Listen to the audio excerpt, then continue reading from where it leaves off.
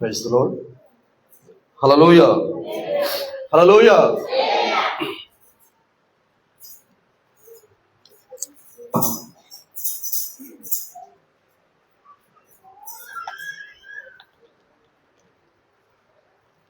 పిల్లలు అల్లరి చేయొద్దు. దేవుని యొక్క అతి పరిశుద్ధమైనటువంటి శక్తి కలిగిన నామమునకు హృదయపూర్వకమైనటువంటి స్తుతులు స్తోత్రాలు చెల్లిస్తూ తిరిగి ఈ 5వ మాసములో సైతం మొదటి పరిశుద్ధ పురుత దినమున దేవుని ఆలయంలో కనబడే భాగ్యం దేవుడు మనందరికీ ఇచ్చి ఉన్నాడు. ఇక్కడ కనబడినటువంటి మనమందరము కూడా రేపటి దినమున ప్రభువు మధ్యాకాశములోనికి వచ్చినప్పుడు ఆ ప్రభువు ఎదుట కూడా మనమందరము కూడా కనబడేటటువంటి యోగ్యతను సంపాదించుకోవాలి.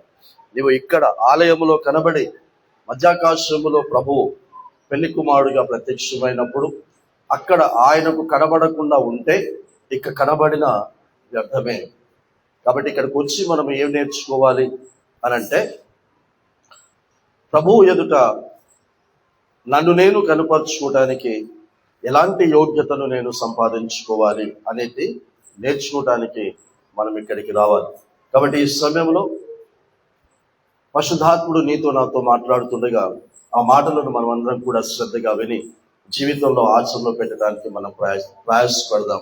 యేసుక్రీస్తు ప్రభుల వారు సేవా పరిచర్య చేస్తూ ఉన్నప్పుడు, సువార్త ప్రకటిస్తూ ఉన్నప్పుడు తనను తాను కొన్నిటి వాటితో పోల్చుకున్నాడు. అందులో దేనితో ఈ రోజున పోల్చుకున్నాడు అనేటటువంటిది ఒకటి ధ్యానిద్దాం. మనందరికీ చిన్నప్పటి నుంచి తెలిసినటువంటి వాక్యమే, కానీ దాన్ని ఎంతవరకు మనం అర్థం చేసుకున్న దాని ప్రకారం ఎంతవరకు మనం జీవిస్తున్నాం. యోహాను సువార్త 15వ అధ్యాయంలో యేసుక్రీస్తు అందించినటువంటి ఈ సువార్తను యేసు చేత ప్రేమించబడినటువంటి యోహాను గారు చక్కగా రికార్డ్ చేసి పెట్టాడు. యోహాను సువార్త 15వ అధ్యాయము 1వ వచనం ఎవరైనా చదవండి. నేను నిజమైన ద్రాక్షవల్లిని, నా తండ్రి వ్యవసాయకుడు, నాలో ఫలింపని ప్రతి తీగను ఆయన తీసి పారవేయును. ఫలించు ప్రతి తీగె మరి ఎక్కువగా ఫలింపవలనని దానిలోని పనికి రాని తీగలను తీసి పారవేయును. ఇప్పుడు చూడండి, నేను చెప్పు ఈ మాటలను బట్టి మీరు ఇప్పుడు పవిత్రులై ఉన్నారు అని అన్నాడు. యేసే చెప్తున్నాడు. ఏమంటున్నాడు? నన్ను నమ్ముకుంటే, నా యొద్దకు వస్తే, ప్రార్థన చేస్తే, ఆరాధన చేస్తే, వాక్యమును ప్రకటిస్తే మీరు పవిత్రులు కాదు అంటున్నాడు. ఆమేన్. ఎలా ప్రార్థన చేయాలి, ఎలా ప్రసంగాలు చేయాలి, ఎలా ఆరాధన చేయాలి, ఎలా కానుకలు ఇవ్వాలి, ఎలా ఆయన సన్నిధికి రావాలి? ఆయన చెప్పు మాటల ప్రకారముగా ప్రవర్తిస్తే మన పాటలను అంగీకరిస్తాడు, మన కానుకలను అంగీకరిస్తాడు, మన ప్రార్థనలు అంగీకరిస్తాడు. ఎందుకంటే ఆయన పవిత్రుడు, పరిశుద్ధుడు గనక పవిత్రులు, పరిశుద్ధులు అర్పించేదే ఆయన స్వీకరిస్తాడు. ఎన్నో పర్యాయాలు అనేకుల సేవకుల ద్వారా మీరు విని ఉంటారు. ఇక్కడ కూడా నా ద్వారా పరిశుద్ధాత్ముడు మీకు వినిపించాడు. నేను నిజమైన ద్రాక్షవల్లిని, నా తండ్రి వ్యవసాయకుడు, నాలో ఫలింపని ప్రతి తీగను ఎవరు తీసి పారవేస్తారు? ఎవరు? వ్యవసాయం చేసేవాడు తీసి పారవేస్తాడట. ద్రాక్షవల్లి అయినటువంటి యేసు కాదట. కాబట్టి ఆయనలో ఫలింపని ప్రతి తీగె. ఇక్కడ 3 పరిచయాలు చేశాడు. ఏంటంటే పరిచయం చేశాడు? పరలోకములో ఉన్నటువంటి యెహోవా దేవుణ్ణి తండ్రిగాను వ్యవసాయకుడుగా పరిచయం చేశాడు. మొదటిది. రెండవది, ఆయన పంపినటువంటి తన ఏకైక కుమారుడైనటువంటి యేసుక్రీస్తును ద్రాక్షవల్లిగా, నిజమైన ద్రాక్షవల్లిగా పరిచయం చేశాడు. ఇక మూడవది, చాలా ప్రాముఖ్యమైనది, నిన్ను, నన్ను, మనలను తీగలుగా పరిచయం చేశాడు. ఈ తీగ అయినటువంటి నీవు ఈ తీగ అయినటువంటి నేను దేనికి అంటు కట్టుబడి ఉండాలట? ద్రాక్షావల్లి అన్నటువంటి యేసుక్రీస్తు ప్రభుల వారికి మనము అంటు కట్టబడి ఉండాలి.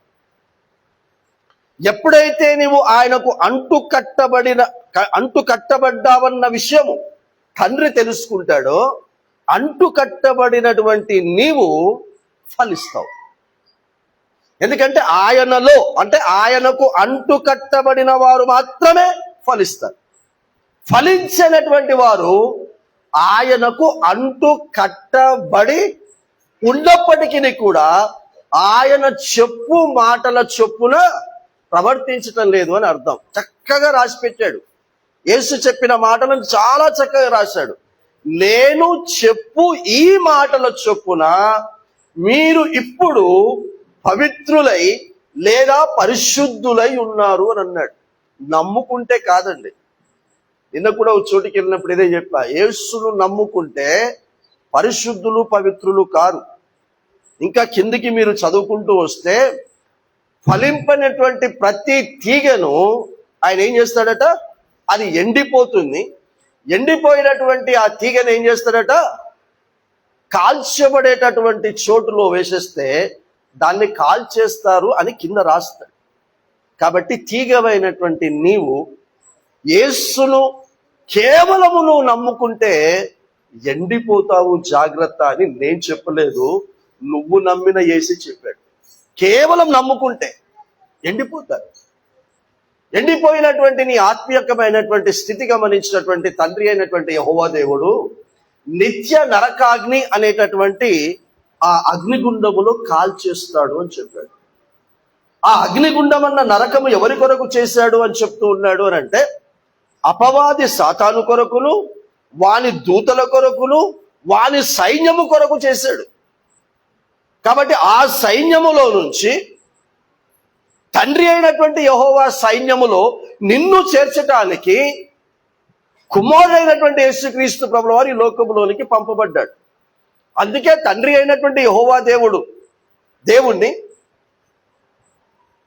పరలోకములో ఉన్నటువంటి దూతలందరూ కూడా ఏ విధముగా అడ్రస్ చేస్తూ స్తుతిస్తున్నారని యెషయా గారు గమనించాడు దర్శనములో. అంటే సైన్యములకు అధిపతియగు యెహోవా, సైన్యములకు అధిపతియగు యెహోవా అని అడ్రస్ చేశాడు. యెహోవాను ఎలా పరిచయం చేస్తున్నాడు ప్రపంచానికి? పరలోకములున్న దూతలు ఎలా పరిచయం చేస్తున్నారు? ఆయన సైన్యములకు అధిపతి అని అన్నాడు. అంటే ఆయనకంటూ ఒక సైన్యము పరలోకములో ఏ విధముగా ఉందో అలాంటి సైన్యమే భూమి మీద కూడా, భూ ప్రజలు కూడా తయారు కావాలని ఆయన ఆశపడ్డాడు. ఎందుకంటే అక్కడి నుంచి నెట్టివేయబడినటువంటి లూసిఫర్, అపవాది అని, సాతాన్ అనే ఘట సర్పం అని పేరు పెట్టుకొని దేవుని ప్రజలుగా ఉన్నటువంటి వారందరినీ, దేవుని సైన్యముగా ఉన్నటువంటి వారందరినీ కూడా సాతాను మోసము చేస్తూ, సాతాను తన ప్రజలను ఏర్పాటు చేసుకొని మోసం చేసుకుంటూ తన వైపుకు త్రిప్పుకుంటున్నాడు. ఆనాడు ప్రవక్తలను త్రిప్పుకున్నాడు, ఆనాడు ఇజ్రాయేలులను, యూదులను కూడా త్రిప్పుకున్నాడు, ఆనాడు యాజకులను కూడా త్రిప్పుకున్నాడు, న్యాయాధిపతులను తిప్పుకున్నాడు, రాజులను కూడా తిప్పుకున్నాడు. ఇదంతా గమనించినటువంటి తండ్రి అయినటువంటి సైన్యములకు అధిపతి అయిన యెహోవా దేవుడు యేసును పిలిచి, కుమారుణ్ణి పిలిచి, నేను నిన్ను భూమి మీదకి పంపుతూ ఉన్నాను, నా ప్రజలుగా తిరిగి తయారు చేయి, నా సైన్యముగా నువ్వు తిరిగి తయారు చేయి. కాబట్టి నిన్ను భూమికి పంపిస్తూ ఉన్నప్పుడు నీకు అనేకమైనటువంటి పేర్లు పెట్టబడతాయి. అందులో ఒక సందర్భములో నువ్వు ప్రసంగం చేస్తూ ఏమని చెప్పాలి? నేను తండ్రి పంపిన నిజమైన ద్రాక్షవల్లిని అని చెప్పు. నా తండ్రి వ్యవసాయకుడు అని పరిచయం చేయి.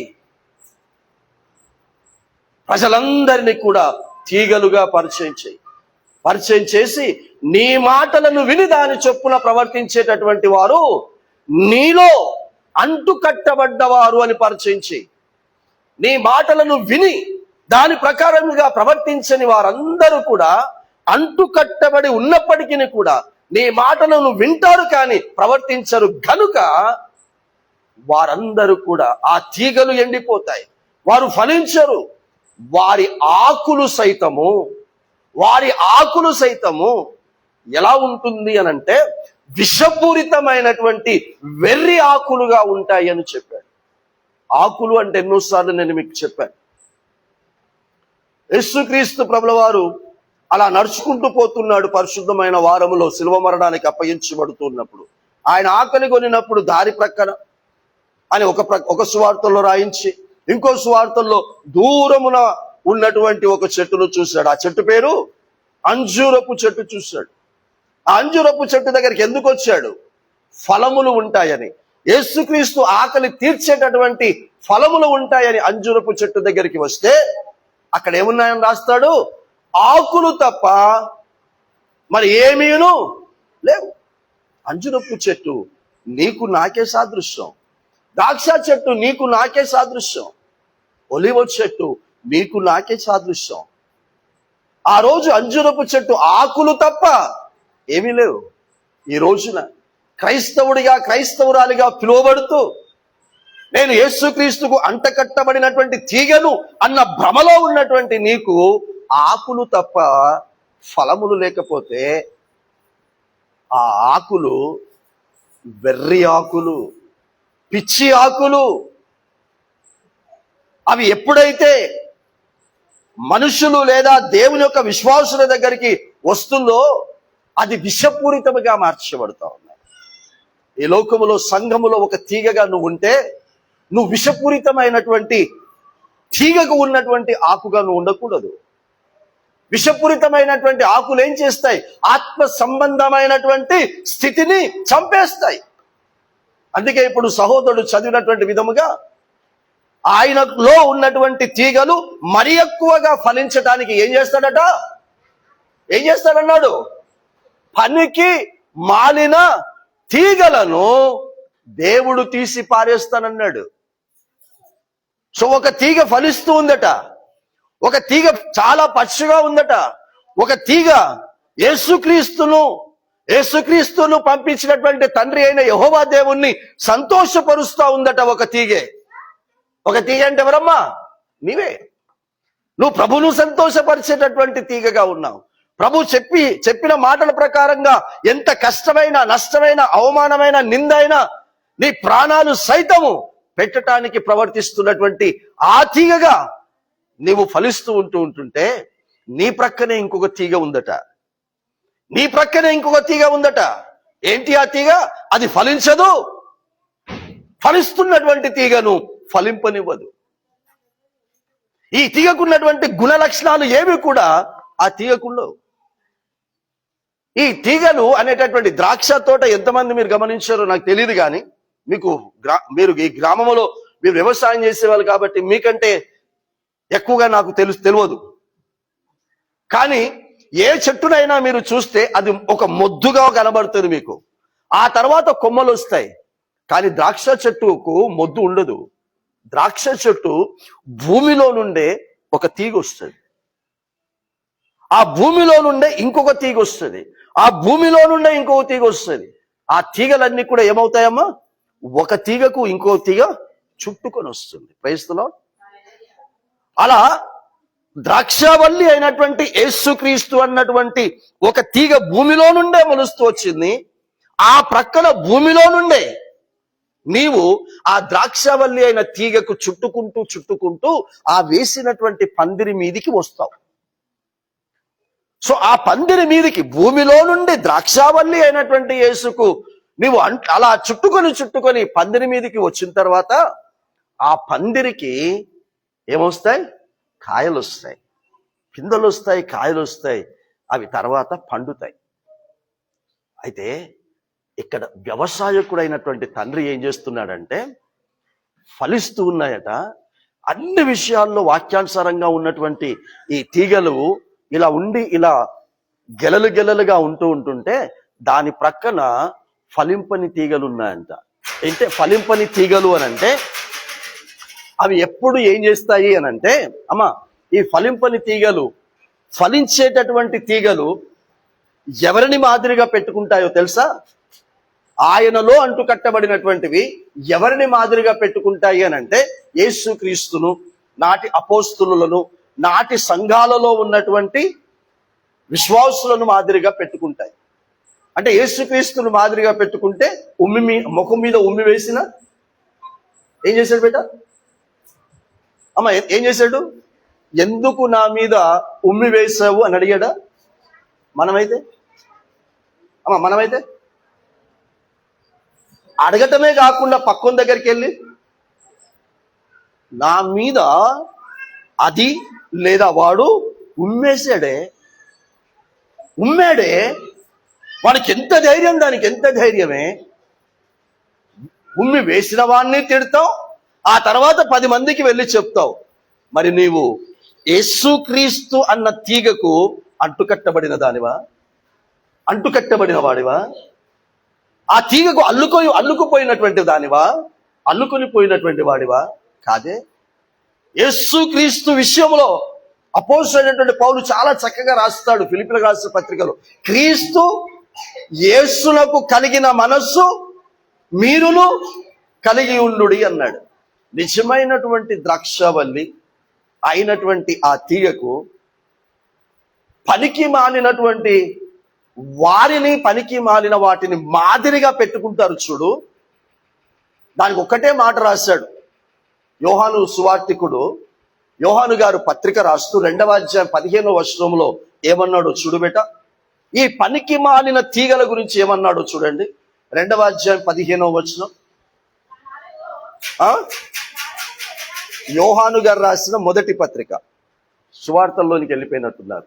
మొదటి పత్రిక 2వ అధ్యాయం 15వ వచనంలో లోకమునైనను లోకములో ఉన్న వాటినైనను ప్రేమింపకుడి, ఎవడైనను లోకమును ప్రేమించిన ఎడల తండ్రి ప్రేమ తండ్రి ఉన్నాడా లేడా? తండ్రి ఉంటాడట. పరలోకమునున్న దేవుడు నీకు ఉంటాడు, నాకు ఉంటాడు. కానీ ఆయన ప్రేమ ఎవరిని? లోకమును ప్రేమిస్తే, లోకములో ఉన్న వాటిని ప్రేమిస్తే వ్యవసాయకుడు అన్న ఈ తండ్రి ఉంటాడట. వ్యవసాయకుడు అన్న ఈ తండ్రి ప్రేమ లోకములో ఉన్న వాటిని ప్రేమించేటటువంటి వారిని ప్రేమించడట. మీకు అర్థం కావడానికి చెప్తాను బేటా. నాన్న, మీ భార్య ఉంది, మీ భార్య నిన్ను ప్రేమించకుంటే ఆ భార్య ఉండి ఏం లాభం? నీ భార్యకు నువ్వు భర్తగా ఉన్నావు, భర్తవైన నువ్వు నీ భార్యను ప్రేమించకుంటే నువ్వు ఉండేం లాభం? నువ్వు తండ్రిగా నీకు పిల్లలకు ఉన్నావు, తండ్రివైన నీవు నీ పిల్లలను ప్రేమించకుండా నన్ను చూడబెట్ట, నీ పిల్లలకు కావాల్సింది నువ్వు తీర్చకుండా నువ్వు ఉండేం లాభం? వేసి కదా. అట్లాగే నీ తండ్రి నీతో ఉండి నిన్ను ప్రేమించకుంటే ఆ తండ్రి అయిన దేవుడు ఉన్నా ఒకటే. అర్థమైందా మీకు? నీతో ఉన్నవారు నిన్ను ప్రేమించాలని ఎలా కోరుకుంటావో, నీ కోరికలు తీర్చాలని నువ్వు ఎలా అనుకుంటావో, నీతో ఉన్నవారు అలా కోరికలు తీర్చకపోతే, అలా నీ ఇష్టాన్ని నెరవేర్చకపోతే వాళ్ళతో ఏమంటావు? నేనంటే నీకు ప్రేమ లేదు, నేనంటే నీకు ఇష్టం లేదు. అలాగే దేవుడు అంటున్నాడు, మీరేందిరా నన్ను అనేది, నేనే చెప్తున్నాను, నాకు మీ మీద ప్రేమ లేదు అంటున్నాడు. ప్రేమించను అని అన్నాడు. సో ప్రేమించడం అనేది ఇంకా అర్థం కాదని, లోకములో ఉన్న వాటిని ప్రేమించొద్దంటే అర్థం కాదని, కింద ఇంకో విషయం ఏమంటాడంటే, లోకములో ఉన్నదంతయు శరీరాశ, నేత్రాశ, జీవపుడంబము ఇవి తండ్రి వలన కలిగినవి కావు. వ్యవసాయకుడు చెప్తున్నాడు, నువ్వు ఎలాంటి తీగగా ఉండాలి? ఆశపడని తీగగా ఉండాలి. క్రైస్తవులో దేని మీద నీకు ఆశ ఉండకూడదు. ఒక్క మాటలో చెప్పాలంటే, లోకంలో ఉన్నదంతా కూడా శరీరాశ అన్నాడు కదా. శరీరాశ అంటే ఏంటో మీరు చెప్పండి. నా శరీరం ఎందుకు ఆశపడుతుంది? నా శరీరము దేనినైనా ఎవరినైనా ఆశపడుతుందంటే ఎందుకు ఆశపడుతుంది? మా అమ్మ ఉంది. మా అమ్మ నేను 7వ తరగతిలో ఉన్నప్పుడు చనిపోయింది. గాంధీ హాస్పిటల్లోనే చనిపోయింది. అంటే ఏ గాంధీ హాస్పిటల్లో నన్ను గేటు దగ్గర కన్నదో అదే గాంధీ హాస్పిటల్లో నేను కిటికీ అవతలో ఉన్నాను. అమ్మ ఈ కిటికీ లోపల బెడ్ మీద నన్ను చూసుకుంటూ ప్రాణాన్ని విడిచింది. ప్రాణాన్ని విడిచినటువంటి శరీరం ఉంది. అమ్మ శరీరం గాంధీ హాస్పిటల్ బెడ్ మీద ఉంది. కానీ ఆమెకు ఏ ఆశ? అమ్మ ఏ ఆశ? ఎందుకు? శరీరములో ప్రాణము లేదు గనక. క్రైస్తవులో శరీరములో ప్రాణం లేదు గనక, ప్రాణము లేని ఆ శరీరము దేనిని ఆశపడదు. అందుకే యేసుక్రీస్తు ప్రభుల వారు తన ప్రాణమును కాపాడుకోవాలనుకున్నవాడు దానిని పోగొట్టుకుంటాడు, తన ప్రాణమును పోగొట్టుకోవాలనుకున్నవాడు ఆ ప్రాణమును కాపాడుకుంటాడు అని అన్నాడు. కాబట్టి ఏ ఆశ నీకు మొట్టమొదట ఉండకూడదు అని అంటే, మీ ప్రాణం మీద నీకు ఆశ ఉండకూడదు. రైతులో నీ ప్రాణం మీద నీకు ఆశ ఉండద్దు. నేను బ్రతికుండాలి, నా భార్య కొరకు నేను బ్రతికుండాలి అన్న ఆశ ఉండద్దు. నా భర్త కొరకు నేను బ్రతకాలన్న ఆశ ఉండకూడదు. నా పిల్లల కొరకు నేను బ్రతకాలన్న ఆశ నీకు ఉండకూడదు. నీకుండాల్సిన ఆశ ఒక్కటే. ఏంటి? నిజమైన ద్రాక్షవల్లి అయిన యేసుకు నేను అంటు కట్టబడాలి, ఆయనలో ఆయన కొరకు నేను ఫలించాలి అన్న ఆశ మాత్రమే. ఆయన ఏ విధముగానైతే నన్ను తండ్రి కొరకు సంపాదించి పెట్టడానికి తన ప్రాణమును సైతము నా కొరకు పెట్టాడో, అలాగే నా ప్రాణమును కూడా ఇతరులను తండ్రి కొరకు సంపాదించి పెట్టడానికి నా ప్రాణమును పెడతాను అన్న తీగగా నువ్వు బ్రతకాలి. లోకములో ఉన్నదంతా కూడా ఆశ. 10 ఆజ్ఞల్లో ఎక్కువ ఆజ్ఞలు దేనికి ఏమని ఉన్నాయి బేట? అమ్మా, ఎక్కువ ఆజ్ఞలు దేని కొరకు ఉన్నాయి? చివరి ఆజ్ఞలు కింద నుంచి మీదికి పోతే 10 ఆజ్ఞల్లో ఆశపడకుడి, ఆశ. నీ పొరుగువాని భార్యను, నీ పొరుగువాని దేనిని, ఆమేన్. మరి నాలో ఉన్న ప్రాణం, నాలో ఉన్న ఆత్మ ఎవరిది? నాదా. నాలో ఉన్న ఆత్మ నాదా? ఎవరిది? ఆయన ఆత్మ, ఆయన ప్రాణము నాలో పెట్టుకొని ఆ ప్రాణముతో ఆ ఆత్మతో నా కొరకు నా ఇష్ట ప్రకారంగా నేను బ్రతుకుతానంటే ఆయన మనుషునాలా పశువనాలా? చెప్పండి అమ్మా. నీ పొరుగువాడిని దేన్ని ఆశించొద్దన్నాడు కదా. ఇప్పుడు దేవుడు పొరుగువాడు అని అనుకుందాం. పొరుగువాడైనటువంటి దేవుని ఆత్మ, దేవుడు పెట్టినటువంటి ప్రాణం నీలో పెట్టుకొని దాని మీద నువ్వు ఆశ పెట్టుకొని దాని ద్వారా ఏవేవో పిచ్చి పిచ్చి కార్యక్రమాలన్నీ కూడా నువ్వు చేస్తే, వాక్యానికి వ్యతిరేకమైన కార్యక్రమాలు నువ్వు చేస్తే నిన్నేమన్నాడు అంటే, పనికి మాలిన తీగ. క్రైస్తవులో నిన్ను పెరికి పారవేస్తాడట. నేను ఒక విషయం మీకు చెప్తాను, నా అనుభవంలో చెప్తాను. దేవుడు నాకు ఇచ్చినటువంటి సహవాసంలో అనేక చోట్ల సహవాసాలు ఉన్నాయి. ఆ సహవాసంలో చాలా మంది సభ్యులు ఒక్కొక్కరుగా వచ్చి చేరారు. వాక్యం వింటూ కొంతమందికి వాక్యం నచ్చక వెళ్ళిపోయినటువంటి వారు ఉన్నారు. వెళ్ళిపోతే 1కి 10 సార్లు వాళ్ళ దగ్గరికి వెళ్ళి, అమ్మా ఎందుకమ్మా సహవాసానికి రావటం లేదు? అయ్యా ఎందుకయ్యా సహవాసానికి రావటం లేదంటే, పనికి మాలిన మాటలు చెప్పారు. ఏం మాటలు చెప్పారు అని అంటే, నాకు అది నచ్చలేదు, నాకు ఇది నచ్చలేదు, ఇలా ఏదేదో చెప్పారు. చెప్పి రావటం లేదు. ఓ 10 సార్లు తిరిగి చివరికి ఇక నేను ఆపేసి తండ్రి దగ్గర మొరపెట్టా. ఏంది ప్రభు, నాకు మంచి సహవాసాలు ఇచ్చావు, మంచిగా అక్కడి సంఘ సభ్యులను ఇచ్చావు, తిరిగి ఇప్పుడు వాళ్ళు వెళ్ళిపోయారు, చాలా బాధగా ఉంది ప్రభు అని ఏడుస్తూ ఉంటే, నేను మొరపెడుతూ ఉంటుంటే ఆయన చెప్పినటువంటి సమాధానం ఏంటంటే, వారంతట వారుగా రావటం మానలేదు, వాళ్ళంతట వాళ్ళుగా రావటం మానలేదు, నేనే పెరికి పారవేశాను అని అన్నాడు. Praise the Lord. పనికి మాలిన దానిని, పనికి మాలిన వాడిని, సంఘమును పాడు చేస్తున్న వాడిని, విశ్వాసులను పాడు చేస్తున్న దాన్ని వాళ్ళు రావటం మానేయటం కాదు, నేనే రాకుండా చేశాను. Praise the Lord. మిగతా వాళ్ళు ఫలించాలని దాన్ని పెరికి పారవేశాను. ఒక రోజున పెరికి పారవేసినటువంటి, రాకుండా ఉన్నటువంటి ఆ విశ్వాసి అనుకుంటున్నటువంటి అల్ప విశ్వాసిని నేను ఎండిపోయేటట్టు చేస్తాను, కాల్చబడేటట్టుగా చేస్తాను. ఆ దినము చాలా దగ్గరలో ఉంది అని 2026 సంవత్సరాల క్రితం చెప్పాడు. వయసులో ఆ చెప్పింది ఇద్దరు భార్యాభర్తల జీవితంలో నెరవేర్పులోనికి వచ్చింది.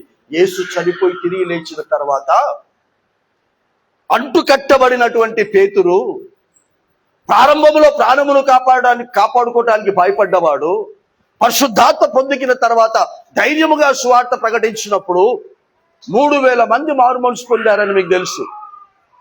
ఆ తర్వాత మళ్ళీ సువార్త ప్రకటిస్తే 5000 మంది పురుషులు మార్చబడ్డారట. అంటే వీళ్ళందరూ రక్షించబడ్డారు, వీళ్ళందరూ మారు మనసు పొందారు.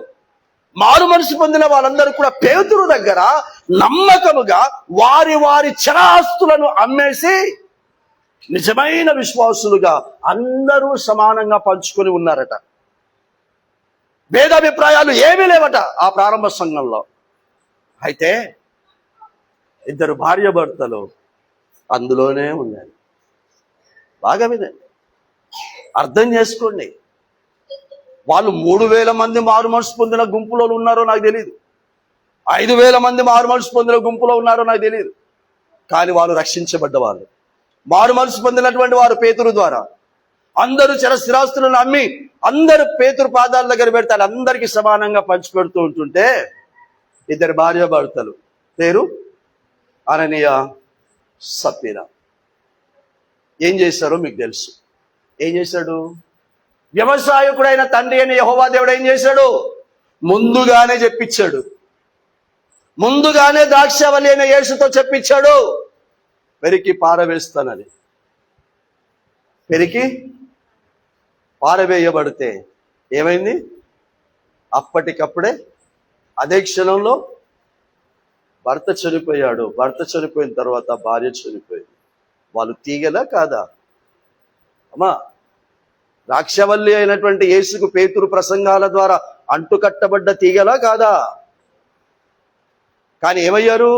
పనికి మాలిన తీగలయ్యారు. Praise the Lord. పనికి మాలిన వాటి మీద మనస్సుంది, లోకం మీద మనస్సుంది, లోక ఆశల మీద మనస్సుంది. కాబట్టి దేవుడు ఏం చేశాడంటే మిగతా వారు పాడవకుండా ఉండునట్లు, మిగతా వారు చెడిపోకుండా ఉండునట్లు పనికి మాలిన తీగలైనటువంటి అననీయ, సప్పీరాలను తీసి పారేశాడు బేట. అసలు ఈ విషయం తనను తాను ఇలా పరిచయం చేసుకోవడానికి మూల విషయం ఏంటో తెలుసా బేట? మూల విషయం ఏంటో తెలుసా? ఆదికాండం 2-3 అధ్యాయాలే. ఆదికాండం 2-3 అధ్యాయాలే, 15వ అధ్యాయం. మీకు అర్థమైందా? నా తండ్రి వ్యవసాయకుడు అన్నాడు కదా, మరి తండ్రిని యెహోవా దేవుడు ఎప్పుడు వ్యవసాయం చేశాడు? ఎప్పుడు చేశాడు నాన్న? ఆదామును చేయటానికి, హవ్వను చేయటానికి. వాళ్ళను చేసిన తర్వాత వాళ్ళను ఎక్కడ ఉంచాలో ఆ స్థలాన్ని కూడా చేశాడు, దానికి పేరు కూడా పెట్టాడు, ఏదోను. ఏదోను అనా? ఏదోనులో ఒక తోట వేసి ఆ తోటలో ఆదాము అవ్వను ఉంచెను అని రాయించాడు. Praise the lord. ఏ తోట వేసాడు? ఏదోను తోట కాదమ్మా అది. ఏదోను తోట అని రాయలేదు అక్కడ. ఏదోనులో ఒక తోట వేసి. సమయం అయిపోతుంది కాబట్టి నేను మీరు 15వ వచనం చదువుకోండి. 2వ అధ్యాయం 15వ వచనం నుంచి మీరు చదువుకుంటే అక్కడ ఏమంటాడంటే ఏదోనులో ఒక తోట వేసి అందులో వారిని ఉంచాడు. ఆమేన్. ఇప్పుడు తండ్రి అయిన యెహోవా దేవుడు వ్యవసాయకుడుగా ఏం చేశాడు? ఒక తోట వేసి వీరిద్దరిని తీగలుగా ద్రాక్షవల్లి అయిన యేసుకు అంటు కట్టబడేటట్టుగా చేశాడు. అక్కడ అది లేదు కదండి అని అనొచ్చు. ఇప్పుడు తండ్రి అయిన యెహోవా దేవుడు వారిని తోటలో పెట్టి ఏం చెప్పాడు? ఇప్పుడు చదవం కదా, నేను చెప్పు ఈ మాటల చొప్పున మీరు పవిత్రులై ఉన్నారు అన్నాడు కదా. మరి వారితో ఏం చెప్పాడు?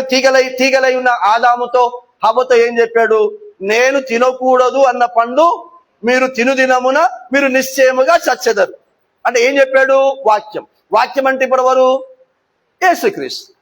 ఆది యందు వాక్యం ఉండెను, వాక్యము దేవుని యొద్ద ఉండెను, ఆ వాక్యమే దేవుడై ఉండెను, ఆ వాక్యము శరీరధారి అయి కృపా సత్య సంపూర్ణుడుగా మన మధ్య యేసు అన్న పేరుతో నివసించను. ఇప్పుడు ఆది కాండం 2వ అధ్యాయంలో ఎవరెవరు కనబడుతున్నారు? తండ్రి అయినటువంటి యెహోవా దేవుడు, కుమారుడైనటువంటి యేసుక్రీస్తు ప్రభుల వారు వాక్యముగాను, ఆదాము అవ్వలు తీగలుగా కనబడుతున్నారు కదా మనకి. ఇప్పుడు వారిద్దరు కూడా వ్యవసాయకుడైనటువంటి తండ్రి ద్వారా లేదా కుమారుడైనటువంటి ఆ యేసుక్రీస్తుని వాక్యము ద్వారా పరిచయం చేసినప్పుడు ఆ వాక్యము ప్రకారముగా వారు ప్రవర్తించారా? చెప్పండి. ఇప్పుడు 2వ అధ్యాయం 15వ వచనం చదివి వినిపించాను కదా. యోహాను గారు రాసిన మొదటి పత్రిక, లోకములో ఉన్నదంతయు ఆశ. ఏం పుట్టించాడు? నేత్రాశ. చూడకూడదు అన్నదాన్ని చూపించాడు. చూసిన తర్వాత ఏమైంది? శరీరాశ. శరీరాశ పుట్టగానే శరీరాశ తీసుకున్నారా లేదా? తీసుకున్న తర్వాత ఏమవ్వాలని తీసుకున్నారు? దేవతలు అవ్వాలని, దేవదూతలు అవ్వాలని, అంటే జీవపు ధమ్మములోనికి వెళ్ళాలి అని అనుకున్నారు. ఏమైంది? మీరు చెప్పండి.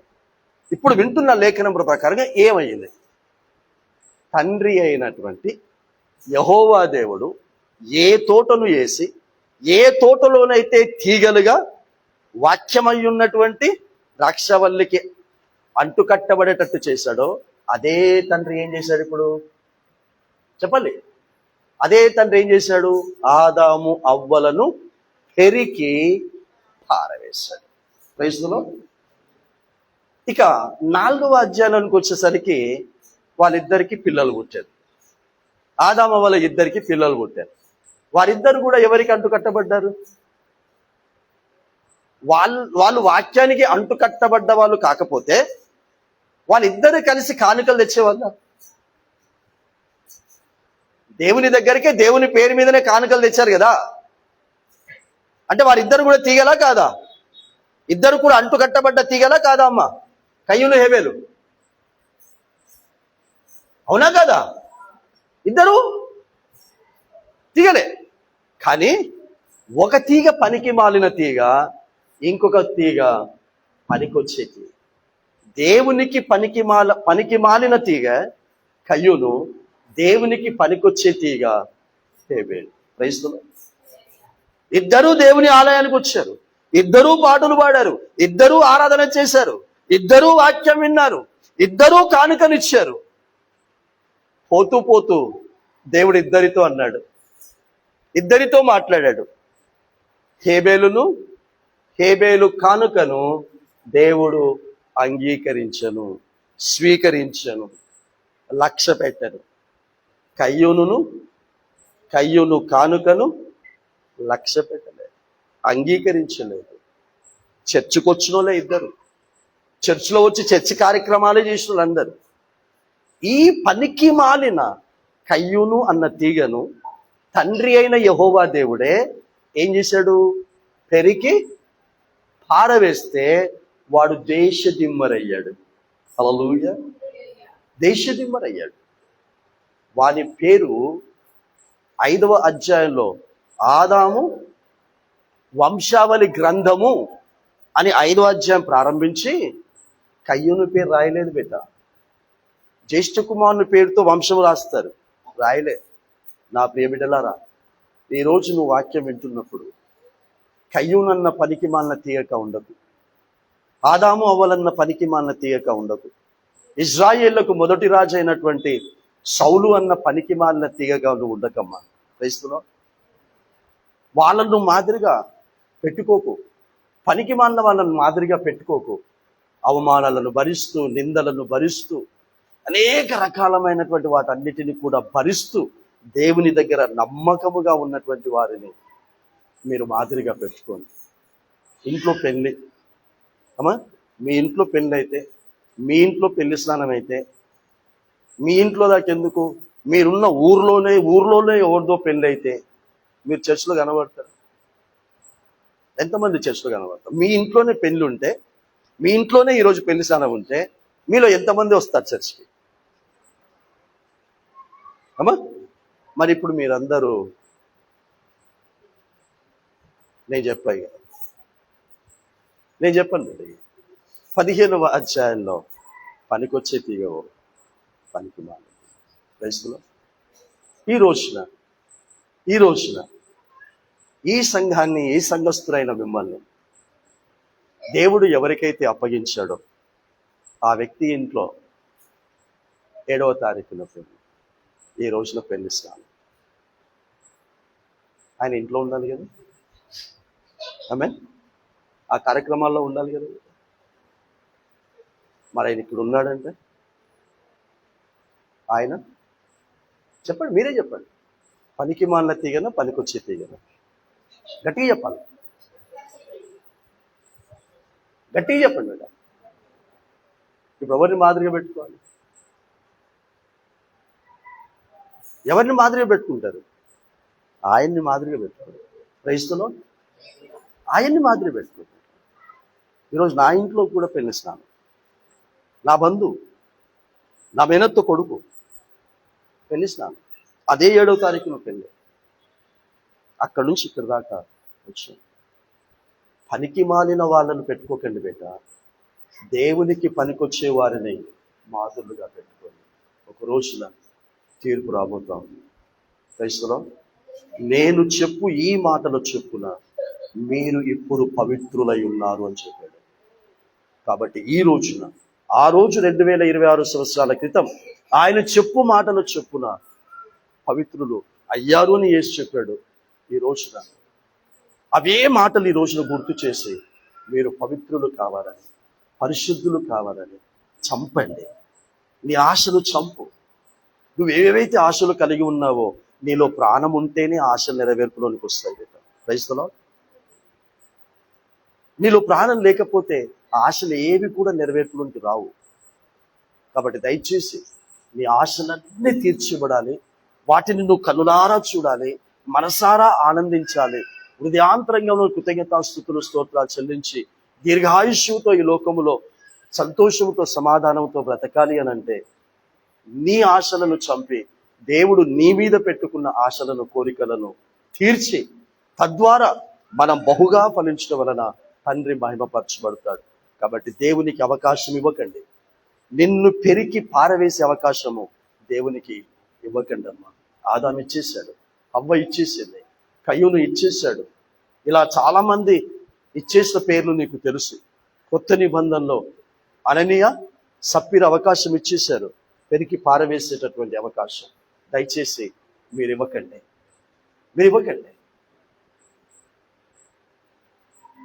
ఒక్కరే, ఇప్పుడు నేనే ఉన్నా, నేను ఒక్కనే వెళ్ళాను వాళ్ళ దగ్గరికి.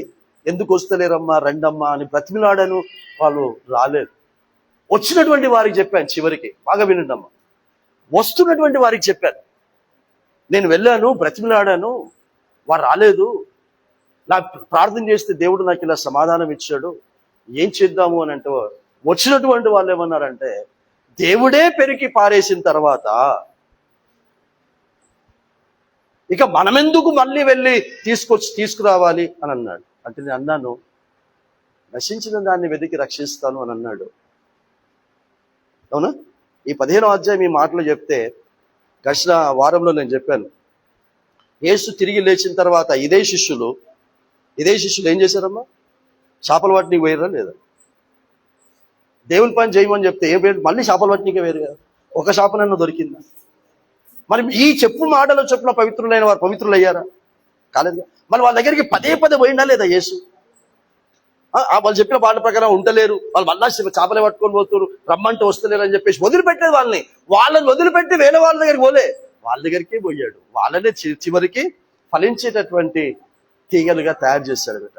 అప్పుడు నేను వాళ్ళకి చెప్పాను, నేను వెళ్ళాను, బ్రతిలాడాను, మీలో ఎవరైనా ఒక్కరైనా ఎప్పుడైనా ఒక్కసారైనా పోయారా అని అడిగాను.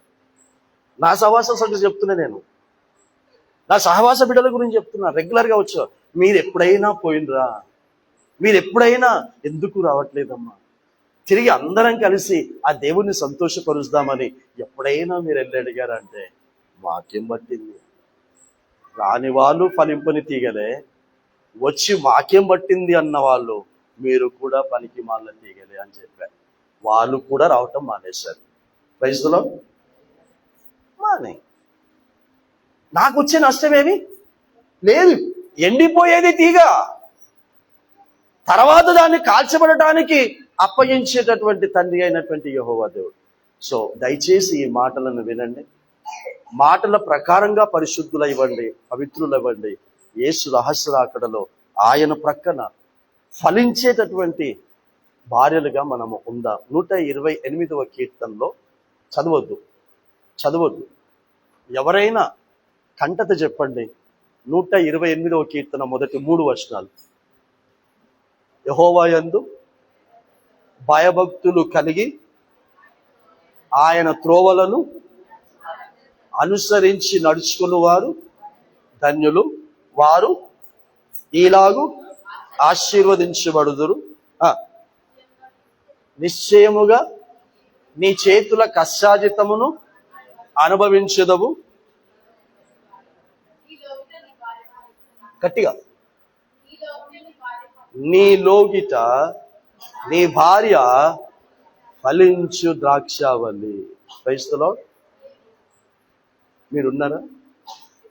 మీ భర్తలకు ఫలించు ద్రాక్షవల్లిగా ఉన్నారా? ఇప్పుడు భర్తకు భార్య ఫలించడం అంటే ఆ 127 ఏమన్నాడు? గర్భఫలము యెహోవా ఇచ్చు బహుమానం. సో భర్త ద్వారా భార్య ఫలించింది. ఏ విషయంలో? గర్భం విషయంలో ఫలించింది. ఇప్పుడు యేసుక్రీస్తుకు మనం భార్యలం అన్నాడుగా మనం అందరం. మరి యేసుక్రీస్తు భర్త అయినప్పుడు ఆయన దగ్గర నేను ఎలాంటి భార్యగా ఉండాలి? ఫలించి భార్యగా ఉండాలి కదా అమ్మా. మరి నీవు గర్భఫలము ద్వారా నువ్వు ఒకరిని కని నువ్వు ఫలించేటటువంటి భార్యగా నీ భర్తకున్నప్పుడు ఆయనకు భార్యగా నేను కూడా గర్భము ధరించాలి కదా, నేను కూడా కనాలి కదా. అది గుడ్డిదో, కుంటిదో, చెవిటిదో ఏదో ఒక దాన్ని కనాలి బేట. ప్రేస్తలో కన్నాక అది గుడ్డిది అని తెలిసింది, కుంటిది అని తెలిసింది, చంపేస్తానా అమ్మ? పారేస్తానా? నేను కన్న బిడ్డ గనక అది ఎలాంటిదైనా నా దగ్గర పెట్టుకొని పెంచుతాను. అలాగే నీవు కూడా కను బేట, ఆత్మ సంబంధమైన బిడ్డల్ని కను. ఆ కన్న దాంట్లో ఏ లోపాలు ఉన్నా భరించు బేట. ప్రైస్తులో ఈర్ష్య అన్నది ఉంటది, అసూయ అన్నది ఉంటది, గర్వం అనేది ఉంటది, అహంకారం అనేది ఉంటది. ఇలా లోపాలు ఉంటాయి. సహించు, భరించు. దేవునికి ఫలించు ద్రాక్షవల్లిగా ఉందాము. దేవునికి స్తోత్రం. ఫలించు ద్రాక్షవల్లి అనే భార్యలుగా యేసుక్రీస్తుకు భర్తగా ఉన్నాం. ఆ విధముగా నిజమైనటువంటి ద్రాక్షవల్లి. దేవుని చిత్తమైతే రానున్న దినాల్లో అయ్యగారు వాక్యం చెప్తాడు మీకు. నిజమైన ద్రాక్షవల్లి అన్నాడు అంటే అమ్మా, నిజమైన ద్రాక్షవల్లి అన్నాడు అంటే నాన్న సరే, నిజమైన ద్రాక్షవల్లి అన్నాడంటే ఇంకేదో ఉంది అని. నేను నిజమైన ద్రాక్షవల్లి అన్నాడంటే ఇంకేదో ఉందన్నట్టే కదా. ఏమున్నట్టు? అబద్ధమైన ద్రాక్షవల్లులు ఉన్నాయి అని అర్థం. నేను ద్రాక్షవల్లి అంటే ఇంతగా మనం అనవసరం. నిజమైన ద్రాక్షవల్లి అన్నాడంటే అబద్ధమైన ఉంది. క్రైస్తలో అబద్ధమైనటువంటి ద్రాక్ష చెట్లు ఉన్నాయి. దాని గురించి రాజులు 2వ గ్రంథం 4వ అధ్యాయం 39వ వచనం నుంచి మరి అయ్యగారు వచ్చేవారం చెప్తాడు, మరి ఎప్పుడు చెప్తాడు పరిశుద్ధాత్మలో మీకు చెప్తాడు. క్రైస్తలో అర్థం చేసుకొని కుండ అనేటటువంటిది సంగమునకు సాదృశ్యం, సహవాసమునకు సాదృశ్యం. ఆమేన్. నీ కుటుంబానికి సాదృశ్యం. అక్కడ ఆకులు అన్నాడు, ద్రాక్షాకులే. గుణలక్షణాలు తెలిసినటువంటి వ్యక్తిని పిలిచి పోయి తెంపుకురారా అన్నాడు. వీడికైతే ఏ ద్రాక్ష చెట్టు ఎలాంటిదో తెలుసు అని చెప్పి అన్నీ తెలిసినటువంటి వాడికి ఈ ప్రవక్త ఎలీషా చెప్పి పంపిస్తూ ఉంటుంటే నేను పోతానని పనికి మానాడు వచ్చాడు. ఆ 100 మంది శిష్యుల నుంచి వచ్చాడు, నేను పోతాను, నేను తెస్తాను. పోయాడు. ఏం తెచ్చాడు ద్రాక్ష చెట్ల నుంచే తెచ్చాడు. వంట చేసే వాళ్ళకి ఇచ్చాడు. ఇచ్చిన తర్వాత వాడు వంట చేశాడు, కుండలో వంట చేశాడు. వడ్డించడానికి కూర్చున్నారు. వడ్డించిన తర్వాత ఎప్పుడైతే నోట్లో పెట్టారో తింటున్నటువంటి వాళ్ళు బిగ్గరగా కేక వేశారు. ఎలీషాను బిగ్గరగా కేక వేసి, దైవజనుడా, మేము తింటున్న పల్లెములో విషముంది అనలేదు, కూరలో విషముంది అనలేదు, కుండలో విషముంది అన్నాడు. క్రైస్తవం పిచ్చి వెర్రి ఆకులు కలిగినటువంటి ద్రాక్ష చెట్టు యొక్క ఆకులను తీసుకుని వచ్చి సంఘము అన్న కుండలో, సహవాసం అన్న కుండలో, కుటుంబము అన్న కుండలో వేసి వండితే సంఘము విషముగా మార్చబడింది, సహవాస విషముగా మార్చబడింది, కుటుంబాలు విషముగా మార్చబడ్డాయి. కుండను తీసి పారేయడం లేదు, కూరను తీసి పారేయడం లేదు. కొంత పిండి తీసుకురండి, కుండలో వేయండి అంటే కుండలో ఉన్న విషమంతా కూడా విరిగిపోయి మాధుర్యంగా మార్చారు. వివరంగా అయ్యగారు మీకు ధ్యానిస్తారు. సంఘమును సహవాసమును విషముగా మార్చే తీగకు ఉన్న ఆగులుగా ఉండకండి. ప్రశ్న, నిన్ను చూసి 10 మంది రావాలి, నిన్ను చూసి 10 మంది వెళ్ళిపోవద్దు, నిన్ను చూసి 10 మంది వెళ్ళిపోవద్దు, నిన్ను చూసి 10 మంది రావాలి. తద్వారా యేసు ప్రక్కన ఫలించు ద్రాక్షవల్లి అన్న భార్యలుగా కూర్చుంటారు. మన వినికిల్లో ఈ వాక్యం దేవుడి గురించి ఆశీర్వదించుగాక. సమయాన్ని పరిశుద్ధులైన దేవమాతను, నిజమైన ద్రాక్షవల్లి తండ్రి వ్యవసాయకులు మేము తీగలం, మాలో నీలో ఫలింపని ప్రతి తీగలు తల్లి బ్రహ్మ, ఫలిస్తున్నటువంటి తీగలు మరి ఎక్కువగా ఫలించడానికి పనికి మారిన తీగలను నువ్వే పెరిగి పారవేస్తావు తండ్రి. అవును నాయన, మేము ఫలిస్తాము అన్న ఆశతో, మేము ఫలించగలము అన్నటువంటి ఆశతో పనికి మాలిన విశ్వాసులను, పనికి మాలిన ప్రార్థనా పరులను, పనికి మాలినటువంటి సంఘస్థులను నీవే తీసి పారవేస్తూ ఉన్నావేమో. అయితే సంఘములో ఉంటూ సంఘానికి వస్తూ పెరికి పారవేయబడినటువంటి వారి గురించి ఏమాత్రం కూడా చింత, బాధ, వేదన, ఆయాసము, దుఃఖము లేకుండా వారి కొరకు ప్రార్థించినటువంటి విశ్వాసులుగా మేము కుండ అన్నటువంటి సంఘములో ఉంటే మేము కూడా పనికి మారిన వాళ్ళమే తండ్రి. కాబట్టి దయచేసి ఇంకా మమ్మల్ని నీకు అంటు కట్టుకునేటట్టుగానే ఉంచావు తండ్రి. ఇంకా నీ వాక్యముకు అంటు కట్టుకున్నావు. ఏ క్షణములోనైనా నువ్వు పెరిగి పారవేస్తావు తండ్రి. ఇర్మియా ప్రవక్తకు చెప్తున్నావు 18వ అధ్యాయంలో, నేను వ్యవసాయకుని మాత్రమే కాదు, కుమ్మరి వాడిని, కుండలను తయారు చేసుకుంటాను.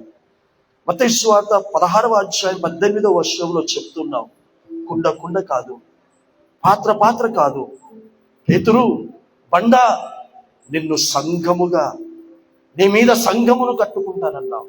సంఘం అన్న కుండలో మేము విషపూరితమైనటువంటి విశ్వాసులుగా ఉండకుండా మాధుర్యమైనటువంటి ఆత్మ సంబంధమైనటువంటి విషయాలను వెదజల్లేటటువంటి విశ్వాసులుగా ఉంటామన్న నీ ఆశను నెరవేర్చేటటువంటి బిడ్డలుగా తీర్చిదిద్దండి. ఈ రోజున మేము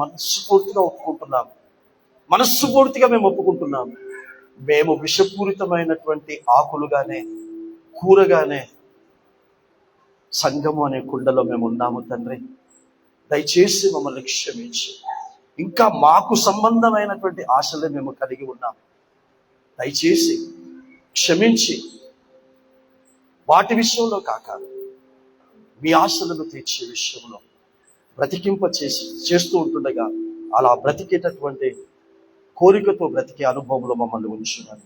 నీ శరీర రక్తములో పాలు పొందుతూ ఉంచుగా ఆచార రీతిగా కాక ఫలించేటటువంటి తీగలుగా నీకు అంటూ కట్టబడి ఉండేటటువంటి విధముగా ఇందులో పాలు పొందే అర్హతను దయచేయమని జరగనైనటువంటి వివాహ కార్యమును మీ చేతికి అప్పగిస్తున్నాను. వివాహ స్నానములను మీ చేతికి అప్పగిస్తున్నాను. ఇంకా ఎంతో అవసరత ఉంది నాయన, ఇంకా ఎంతో అక్కర ఉంది తండ్రి ప్రభువా. వివాహమునకు మీరును మీ శిష్యులు ఆహ్వానించబడ్డారు తండ్రి. ఆహ్వానించబడిన తర్వాత వివాహములో కొరతగా ఉన్నది, వివాహమునకు అక్కరగా ఉన్నది. ఆహ్వానించబడినటువంటి నీవు తీర్చావు నాయన, నీకు స్తోత్రములు. అక్కర తీర్చావు.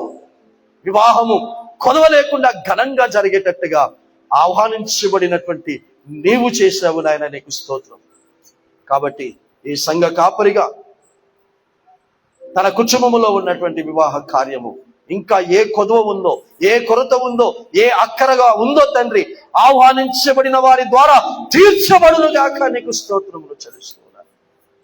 తద్వారా నీకు తీర్చబడేటటువంటి విధముగా తండ్రి ప్రతి బిడలను తండ్రి ప్రభ మీరు వాడుకొని మీరు మహిమ పొందుకున్నామని యేసుక్రీస్తు నామమున తండ్రిని వేడుకొంచున్నాము స్వామి.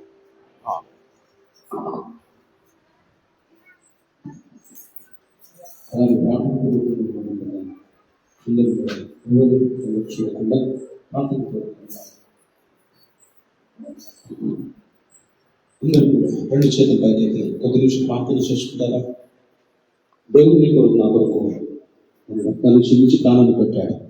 ప్రాణం పెట్టిన దేవుడు ఒక్కసారి తర్వాత దుశ్చర్యను చూసినప్పుడు నాలో మనుషులుగా ఇష్టమైనగా ఇష్టం లేకుండా ఇష్టం లేని ఉంటాయి.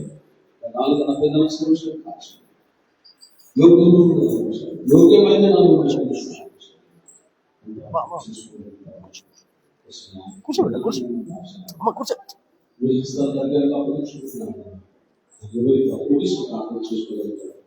ఎవరు కూడా బాప్తిసం తీసుకున్న వారు బయటకు డోర్ బయటకు మాత్రం బాగుంటుంది చేసి నిరుడిస్తున్న ఉపయోగిస్తున్నారు.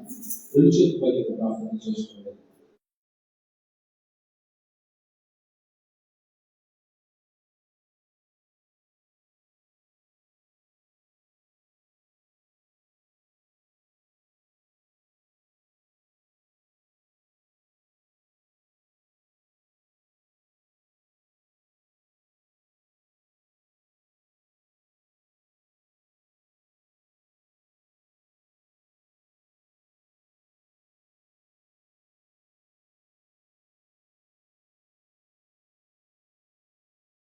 ఎవరు మౌనంగా